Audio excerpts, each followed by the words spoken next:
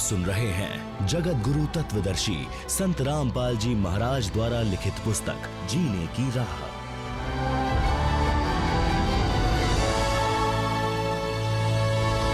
चोर कभी धनी नहीं होता।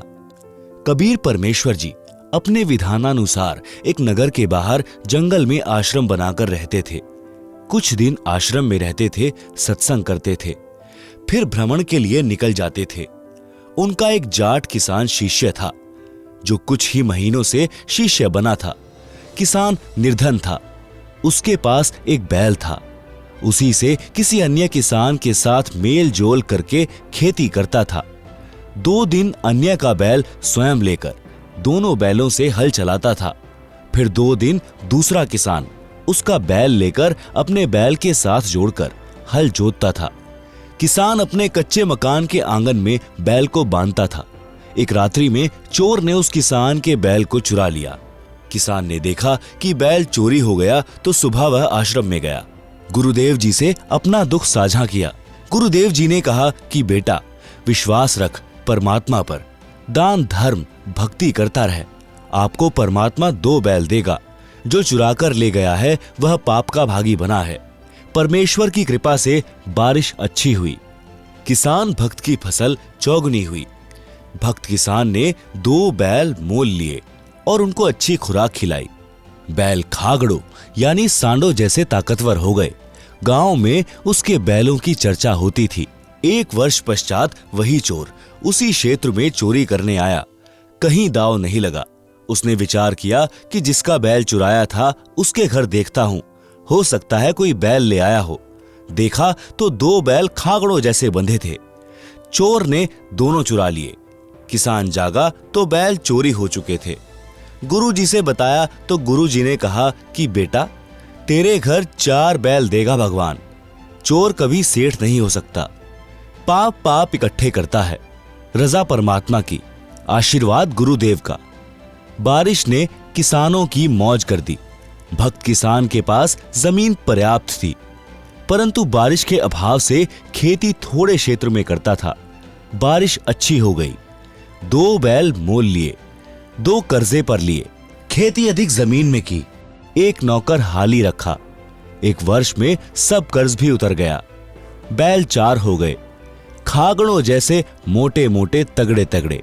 मकान भी पक्का बना लिया। चोर 2 वर्ष के पश्चात उधर गया और पहले उसी किसान की स्थिति देखने गया। चोर ने देखा कि 4 बैल सांडों जैसे बैठे थे और चोर के पास 2 दिन का आटा शेष था। चोर ने किसान को रात्रि में नींद से उठाया तो किसान बोला, कौन हो आप? चोर ने कहा कि मैं चोर हूं जिसने तेरे 3 बैल चुराए थे।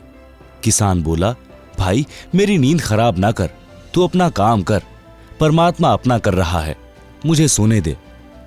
चोर ने पैर पकड़ लिए और बोला, हे देवता, मेरे से अब चोरी नहीं हो रही। एक बात बता, आपका चोर आपके सामने खड़ा है, आप पकड़ भी नहीं रहे हो। हे भाई, तेरा 1 बैल मैंने चुराया। तेरे घर अगले वर्ष 2 बैल खागड़ों जैसे बंधे थे, वे दोनों भी मैं चुरा ले गया। आज 2 वर्ष पश्चात आपके आंगन में 4 बैल खागड़ों जैसे बंधे हैं। मेरा सर्वनाश हो चुका है। बालक भी भूखे रहते हैं। मुझे मार चाहे छोड़, मुझे तेरे विकास का राज बता। मैं भी जाट किसान हूं, जमीन भी है, निर्धनता बेअंत है। भक्त किसान ने उसको कहा कि आप स्नान करो, खाना खाओ। चोर ने वैसा ही किया। फिर भक्त उस चोर को आश्रम में लेकर गया। गुरुदेव से सब घटना बताई। गुरुदेव ने चोर को समझाया। 7-8 दिन भक्त किसान ने अपने घर पर रखा और प्रतिदिन गुरु जी से मिलाकर सत्संग सुनाया। चोर ने दीक्षा ली। गुरु जी ने कहा कि भक्त बेटा, नए भक्त को 1 बैल दे दे उधारा, खेती करेगा तेरे पैसे लौटा देगा। भक्त ने कहा, गुरु जी ठीक है। भक्त किसान ने नए भक्त को 1 बैल दे दिया। नया भक्त प्रति महीना सत्संग में आता था। पूरे परिवार को नाम यानी दीक्षा दिला दिया। 2 वर्ष में वित्तीय स्थिति अच्छी हो गई। 1 बैल तथा 3 पहले वाले यानी चोरी वाले बैलों के रुपए लेकर चोर भक्त उस किसान भक्त के घर आया। उसके बच्चे भी साथ थे।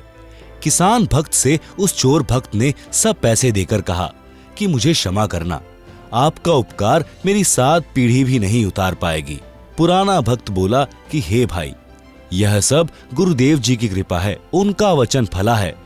आप यह सब रुपए गुरु जी को दान रूप में दो। मेरे को तो उन्होंने पहले ही कई गुना बैलों की पूंजी दे दी थी, मेरे काम की नहीं। दोनों भक्त गुरु जी के पास गए और सर्वदान राशि चरणों में रख दी। गुरु जी ने भोजन भंडारा यानी लंगर में लगा दी, सत्संग किया। इस प्रकार चोरी का धन मोरी में जाता है, भक्त सदा फलता फूलता है।